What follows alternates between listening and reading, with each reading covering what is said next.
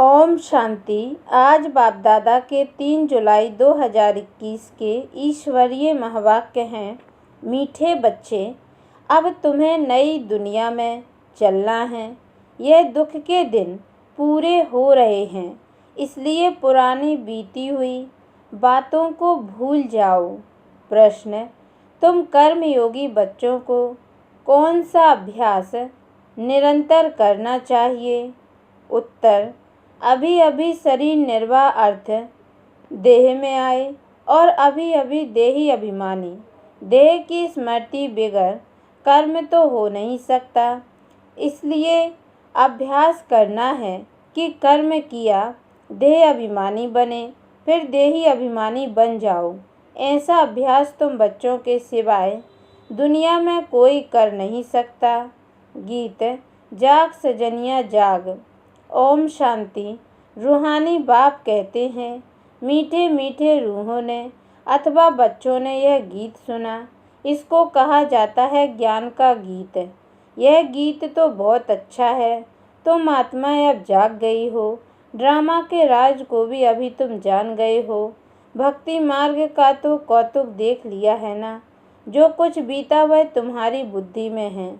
तुम अपने बीते हुए 84 जन्मों की हिस्ट्री को जानते हो।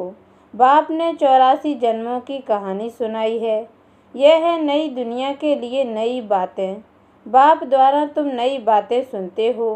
बाप बच्चों को धीरज देते हैं। बच्चे, अब नई दुनिया में चलना है तो पुरानी बातों को भूल जाओ। यह वेद शास्त्र जो भी भक्ति मार्ग की सामग्री है, यह सब खत्म होनी है। वहाँ भक्ति मार्ग का चिन्ह भी नहीं रहता। वहाँ तो भक्ति का फल मिल जाता है। भक्तों को बाप आकर फल देते हैं। बच्चों ने जाना बाप कैसे आकर भक्ति का फल देते हैं। जिसने सबसे जास्ती भक्ति की है उनको जरूर जास्ती फल मिलेगा। ज्ञान का पुरुषार्थ भी वह जास्ती करेगा। तुम जानते हो, हम आत्माओं ने जास्ती भक्ति की है, जरूर ज्ञान में भी वह तीखे जाएंगे। तब इन लक्ष्मी नारायण जैसा ऊंच पद पाएंगे। अब ज्ञान और योग के लिए तुम्हारा पुरुषार्थ है। देही अभिमानी हो रहना है, फिर देहधारी भी होना है। कर्म करते हुए बाप को याद करना है। देह बिगड़ तो हम कर्म कर न सके, यह तो ठीक है। बाबा को याद करना है, परंतु अपने को आत्मा समझें। देह को भुला देने से काम नहीं होगा। कर्म तो करना ही है। बाप की याद में बहुत मज़ा है।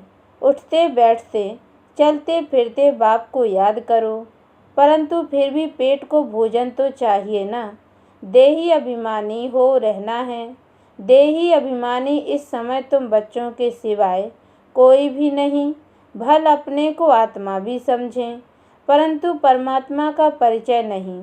भल समझे हम आत्मा अविनाशी हैं। यह शरीर विनाशी है, परंतु यह समझने से विकर्म विनाश नहीं होंगे। कहते भी हैं पुण्य आत्मा पतित आत्मा। मैं आत्मा हूँ, मेरा यह शरीर है। यह तो कॉमन बात है। मूल बात बाप समझाते हैं कि मुझे याद करो। शरीर निर्वाह अर्थ देह अभिमान में तो आना है। देह को खिलाना भी है।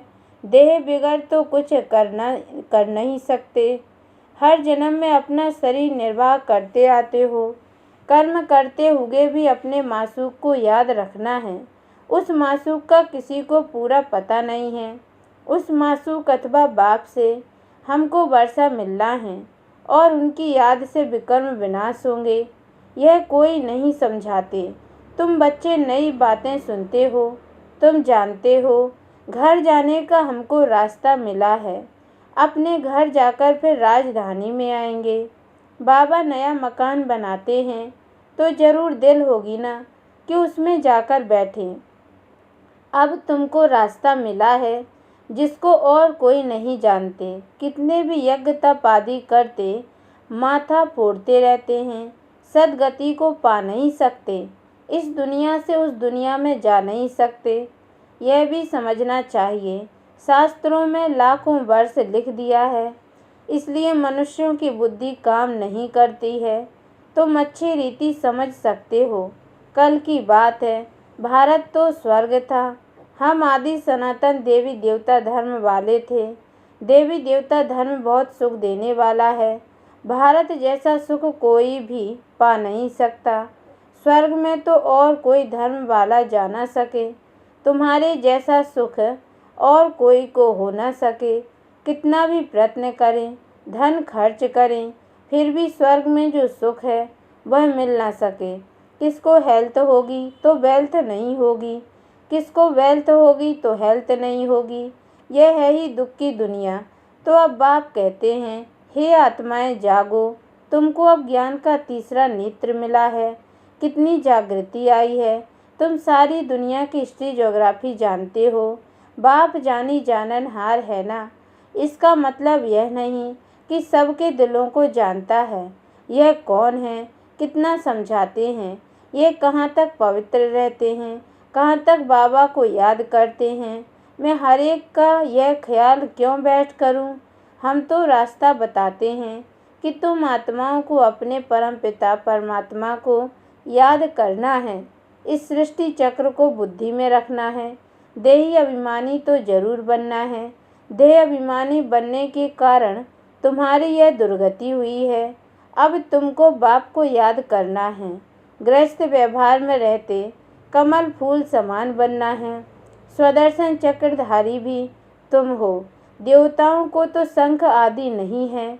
यह ज्ञान शंख आदि तुम ब्राह्मणों को है। सिख लोग शंख बजाते हैं, बहुत बड़ा आवाज करते हैं।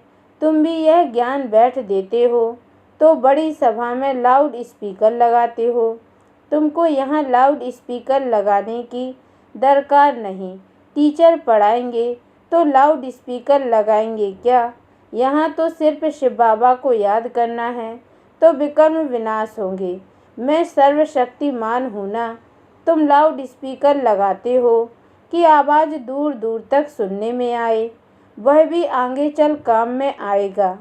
तुमको सुनाना यह है कि मौत सामने है, अभी सबको वापस जाना है। महाभारत लड़ाई भी सामने खड़ी है। गीता में भी लिखा हुआ है कि महाभारत लड़ाई लगी, विनाश हुआ। अच्छा फिर क्या हुआ। पांडव भी गल मरे। बाप समझाते हैं, पहले अगर विनाश हो जाए फिर तो भारत खंड भी खाली हो जाए। भारत तो अविनाशी खंड है, खाली तो होता नहीं। तुम जानते हो प्रलय तो होती नहीं। बाबा अविनाशी है तो उनका बर्थ प्लेस भी अविनाशी है। बच्चों को खुशी रहनी चाहिए। बाबा सर्व का सद्गति दाता, सुख शांति करता है। जो भी आते हैं कहते हैं शांति चाहिए। आत्मा को इतनी शांति क्यों याद आती है। शांति धाम आत्माओं का घर है ना। घर किसको याद नहीं रहेगा। विलायत में कोई मरता है तो चाहते हैं इनको अपनी जन्म भूमि में ले जाएं। यह अगर सबको पता होता कि भारत सर्व के सद्गति दाता, दुख से मुक्ति दिलाने वाले शिव बाबा का बर्थ प्लेस है तो उनका बहुत मान होता। एक ही शिव के ऊपर आकर फूल चढ़ाएं। अब तो कितनों के ऊपर फूल चढ़ाते रहते हैं। जो सबको सुख शांति देने वाला है उनका नाम निशानी गुम कर दिया है। जो बाप को अच्छी रीति जानते हैं वही वर्षा लेने का पुरुषार्थ करते हैं। मेरा नाम ही है दुख हरता सुख करता। दुख से लिबरेट करके क्या करेंगे। तुम जानते हो शांति धाम में शांत रहते हैं, सुख धाम में सुख है। शांति धाम की जगह अलग, सुख धाम की जगह अलग। यह तो है ही दुख धाम। सबको इस समय दुख ही दुख है। अभी तुम जानते हो हम ऐसे सुख में जाते हैं जहाँ 21 जन्म कोई प्रकार का दुख नहीं रहेगा। नाम ही है सुख धाम। कितना मीठा नाम है। बाप कहते हैं तुमको कोई तकलीफ नहीं देते हैं। सिर्फ बाप को और वर्षे को याद करना है। अपने को आत्मा समझना है। यह ज्ञान तुमको बाबा सिखला रहे हैं। सतयुग में आत्मा का ज्ञान है। हम आत्मा यह शरीर छोड़ दूसरा जन्म लेंगे। इसको आत्म अभिमानी कहा जाता है। यह है रूहानी नॉलेज जो और कोई दे ना सके। रूह को रूहानी बाप आकर नॉलेज देते हैं। हर 5000 वर्ष बाद देते हैं। मनुष्य तो बिल्कुल ही घोर अंधियारे में है। अब तुमको रोशनी मिली है, तुम अज्ञान नींद से जागे हो। सभी सजनियों का साजन है एक बाप। बाप कहते हैं मैं तुम्हारा बाप भी हूँ, साजन भी हूँ, गुरुओं का गुरु भी हूँ, सुप्रीम टीचर हूँ, सर्व गुरुओं का सद्गति दाता एक ही सतगुरु है। कहते हैं बच्चे मैं सर्व की सद्गति करता हूँ, गति के बाद सद्गति होती है। बाप ने समझाया है हर एक की आत्मा को वापस जाना है। आत्मा ही सतो प्रधान सतो रजो तमो बनती है। कोई कोई का बहुत थोड़ा पार्ट है। आए और गए, जैसे मच्छरों मुआफिक जन्मे और मरे, ऐसे तो बाप से वर्षा नहीं लेते हैं। बाप से वर्षा लिया जाता है पवित्रता सुख शांति का। बाप तुम आत्माओं को समझाते हैं।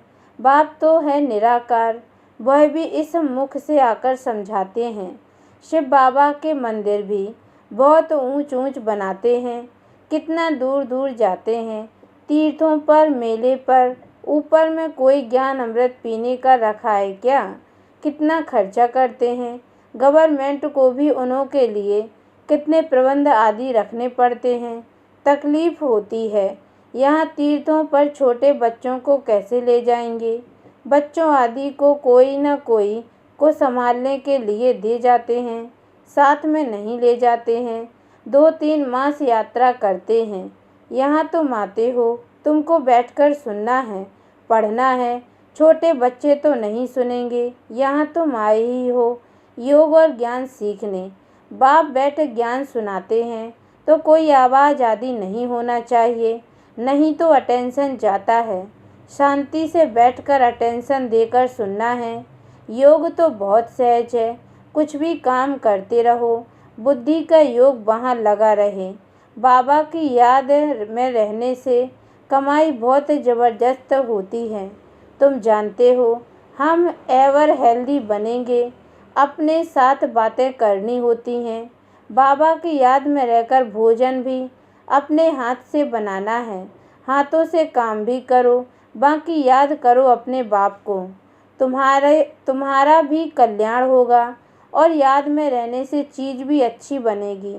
तुमको विश्व की बादशाही मिलती है। तुम यहाँ आते ही हो लक्ष्मी नारायण बनने। सब कहते हैं हम सूर्यवंशी बनेंगे। तुम जानते हो हमारे मम्मा बाबा इस समय ब्रह्मा सरस्वती हैं। दूसरे जन्म में लक्ष्मी नारायण बनेंगे। भविष्य में कोई क्या बनेंगे, ऐसे किसके जन्म का पता नहीं है। नेहरू क्या जाकर बना, क्या पता। अच्छा कुछ दान किया होगा तो यहाँ अच्छे कुल में जन्म लेंगे। अभी तुमको पूरा पता पड़ता है। अभी इनका नाम है आदि देव ब्रह्मा, आदि देवी सरस्वती। वही फिर स्वर्ग के मालिक बनेंगे। अच्छा इनके बच्चे भी साथ हैं, वह भी कहेंगे हम स्वर्ग के मालिक बनेंगे। यह तो पक्का है। सूक्ष्म वतन में भी तुम देखते हो, देवियों के मंदिर में भी बहुत मेले लगते हैं।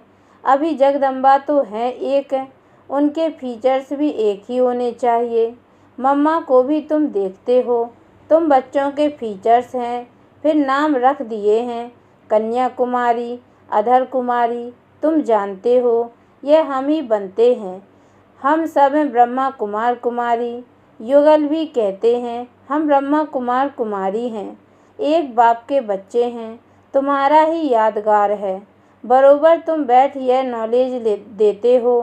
अर्थ सहित यह देलवाड़ा मंदिर है, परंतु यह तुम ही समझा सकते हो। तुम जानते हो हम स्थापना कर रहे हैं राजयोग से श्रीमत पर, भारत को स्वर्ग बना रहे हैं। अच्छा मीठे मीठे सिकी लदे बच्चों प्रति माता पिता बाप दादा का याद प्यार और गुड मॉर्निंग। रूहानी बाप की रूहानी बच्चों को नमस्ते, और हम रूहानी बच्चों की ओर से भी रूहानी माता पिता बाप दादा को याद प्यार और गुड मॉर्निंग बाबा नमस्ते। धारणा के लिए मुख्य सार है, पहली पॉइंट है ज्ञान और योग पर पूरा अटेंशन देना है। सुनने समय बहुत शांत एकाग्र चित्त होकर बैठना है। कर्म योगी भी बनना है। दूसरी पॉइंट, बाप ने जो घर का रास्ता बताया है वह सबको बताना है। स्वदर्शन चक्रधारी बनने के साथ साथ ज्ञान शंख भी बजाना है। वरदान, एक बाप दूसरा ना कोई। इस पाठ की स्मृति से एक रस स्थिति बनाने वाली श्रेष्ठ आत्मा भव, एक बाप दूसरा न कोई, यह पाठ निरंतर याद हो तो स्थिति एक रस बन जाएगी। क्योंकि नॉलेज तो सब मिल गई है, अनेक पॉइंट्स हैं, लेकिन पॉइंट्स होते हुए पॉइंट रूप में रहें, यह है उस समय की कमाल जिस समय कोई नीचे खींच रहा हो। कभी बात नीचे खींचेगी, कभी कोई व्यक्ति, कभी कोई चीज़, कभी वायुमंडल, यह तो होगा ही, लेकिन सेकंड में यह सब विस्तार समाप्त हो, एक रस स्थिति रहे, तब कहेंगे श्रेष्ठ आत्मा भव के वरदानी। स्लोगन, नॉलेज की शक्ति धारण कर लो तो विघ्न वार करने के बजाय हार खा लेंगे। ओम शांति।